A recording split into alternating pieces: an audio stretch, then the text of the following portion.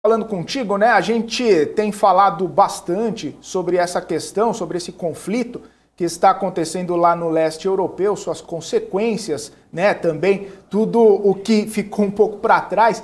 Até para a gente começar a entender um pouquinho melhor, compreender o tempo atual, também o passado recente, queria que você explicasse um pouquinho sobre essa evolução da estratégia da Rússia lá na Ucrânia, como que começou, como que mudou, por que mudou, quais são suas percepções sobre esse conflito, professor? A origem recente da atual guerra na Ucrânia foi a Revolução Laranja em 2004. Tratou-se de uma série de protestos de rua que levaram à ascensão de um governo pró-Ocidente em Kiev. Essas manifestações, elas foram apoiadas pelo Ocidente porque elas significavam uma vitória ideológica da democracia liberal e, acima de tudo, um marco geopolítico na marcha para leste da OTAN e da União Europeia. Essas ondas de choque, elas foram sentidas no Kremlin. Até então, o presidente russo Boris Yeltsin e o seu sucessor Vladimir Putin buscavam algum tipo de acomodação com o Ocidente. Do ponto de vista de Moscou, a Revolução Laranja foi pouco mais do que uma operação de mudança de regime planejada pela CIA, a Agência Central de Inteligência, e por ONGs, organizações não governamentais, patrocinadas pelo Departamento de Estado, de modo a cercar a Rússia de maneira agressiva. Sem a Ucrânia, os russos ficariam presos em uma posição defensiva incômoda, com pouca profundidade estratégica, em caso de ataques convencionais ou ataques nucleares.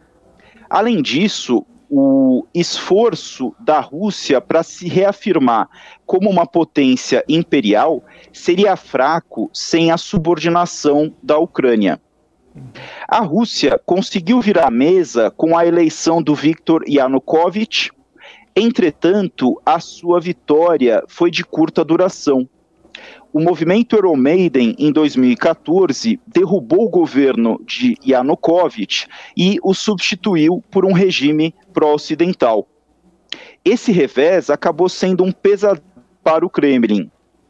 A essa altura, os russos estavam convencidos de que os Estados Unidos estavam determinados a estrangulá-los, de modo que Moscou seguiu uma trajetória de progressão incremental. Olhando retrospectivamente, a estratégia de Moscou, ela pode ser dividida em 3 fases principais. A primeira fase foi de pressão crescente. Depois do Euromaidan, em 2014, a Rússia conduziu uma campanha de guerra híbrida na Ucrânia. Mas essa estratégia não conseguiu uma mudança de regime favorável aos russos.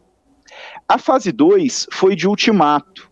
Em 2021, foi estabelecida uma grande concentração de tropas russas, equipamentos militares e armas nas fronteiras com a Ucrânia. O objetivo desses preparativos era demonstrar uma ameaça ou ultimato. Moscou estabeleceu uma série de solicitações que não foram aceitas pelo Ocidente. Assim, a única possibilidade para o Kremlin desejar o que queria na Ucrânia era o uso da força, o que nos leva à fase 3, que é a última, a mais recente de invasão, que começou no dia 24 de fevereiro desse ano, quando a Rússia estabeleceu uma operação militar especial na Ucrânia, que no começo parecia buscar derrubar o governo em Kiev, porém, com o passar do tempo, tem ficado claro que, na verdade, o que a Rússia está fazendo é destruir a Ucrânia como um Estado funcional, mesmo que isso leve meses ou anos.